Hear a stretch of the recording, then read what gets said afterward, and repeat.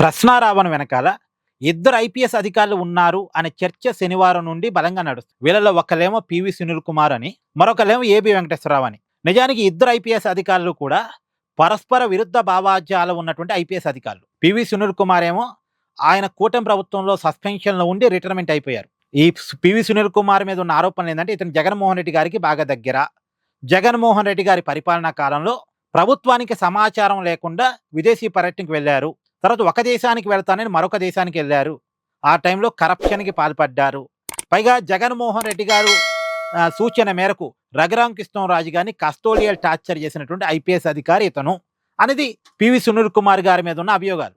ఈ అభియోగాల నేపథ్యంలోనే కూటమి అధికారంలోకి వచ్చిన తర్వాత ఇతన్ని సస్పెన్షన్లో పెట్టింది. సస్పెన్షన్లో ఉండే ఇటీవలే జూన్ 30 తారీఖున ఈయన రిటైర్ అయిపోయారు. సరే, ఇతనికి కూటమి ప్రభుత్వం అంటే పడదు కాబట్టి, పవన్ కళ్యాణ్ అంటే నచ్చదు కాబట్టి, చంద్రబాబు నాయుడు గారు అంటే నచ్చదు కాబట్టి, ఈ ప్రభుత్వం అంటే ఇష్టం లేక ఈ ప్రభుత్వానికి వ్యతిరేకంగా ఉన్నటువంటి ప్రశ్నారావణ వెనకాల పివి సునీల్ కుమార్ గారు ఉన్నారా అనేది ఒక అంశం. సహజంగా వైసీపీ ప్రశ్నారావణ వెనక ఉంది అంటే వైసీపీకి అనుకూలంగా ఉండే వ్యక్తులు ఎవరైనా ఉండడానికి అవకాశం ఉంది. రెండోది, ఈ పివి సునీల్ కుమార్ గారిది కూడా ఒక దళిత క్రిస్టియన్ భావాజాలమే కాబట్టి కొంత ప్రశ్నారావణ వెనకాల పివి సునీల్ కుమార్ గారు ఉన్నారా అనేది ఒక అనుమానం. ఈ చర్చ అయితే మీడియాలో బలంగా నడుస్తుంది. తర్వాత రెండో వ్యక్తి ఏబి వెంకటేశ్వరరావు. నిజానికి ఇతను ప్రశ్నారావణ వెనకాల ఉంటాను నిజానికైతే అవకాశం ఉండకూడదు. ఇతను జగన్మోహన్ రెడ్డి గారి బాధ్యత. నిజానికి జగన్మోహన్ రెడ్డి గారు అధికారంలో ఉన్నప్పుడు ఇతన్ని సస్పెన్షన్ గురి చేశారు. ఇతన్ని సస్పెన్షన్ గురి చేయడానికి ఉన్న కారణాలు ఏంటంటే, అంతకుముందు జగన్మోహన్ రెడ్డి గారు అధికారంలోకి రాకముందు 2019 ముందు ఈ ఏబి వెంకటేశ్వరరావు చంద్రబాబు నాయుడు గారి ఇంటెలిజెన్స్ అధికారిగా పనిచేశారు. చంద్రబాబు నాయుడు గారికి ఇంటెలిజెన్స్ అధికారిగా ఉన్న ఏబి వెంకటేశ్వరరావు గారు జగన్మోహన్ రెడ్డి గారి ఫోన్ని ట్యాప్ చేసి ఆ సమాచారాన్ని చంద్రబాబు నాయుడు గారికి ఎప్పటికప్పుడు ఇస్తుండేవాళ్ళు అనేది జగన్మోహన్ రెడ్డి గారికి అనుమానం. ఈ అనుమానం చేత ఏబి వెంకటేశ్వరరావు గారి మీద అధికారం అంటే జగన్ గారి అధికారంలోకి వచ్చిన తర్వాత అనేక కేసులు పెట్టి సస్పెన్షన్ గురి చేశారు. జగన్ పెట్టినటువంటి కేసుల మీద ఏబి వెంకటేశ్వరరావు గారు కోర్టుకు వెళ్లారు. కోర్టులు ఏబి వెంకటేశ్వరరావు గారికి అనుకూలంగానే తీర్పులు ఇచ్చాయి. క్యాట్ కూడా ఏబి వెంకటేశ్వరరావు గారికి అనుకూలంగానే తీర్పులు ఇచ్చాయి. చివరికి రిటైర్మెంట్ రోజు పోస్టింగ్ పొందారు ఏబి వెంకటేశ్వరరావు గారు.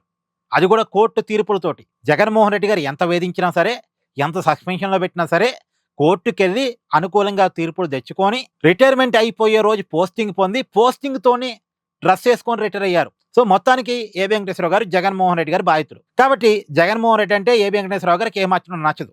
జగన్మోహన్ రెడ్డికి నచ్చదు కాబట్టి కొంత ఏబి వెంకటేశ్వరరావు గారు టీడీపీకి కనెక్ట్ అయ్యారు. టీడీపీ క్యాడర్ కనెక్ట్ అయ్యారు.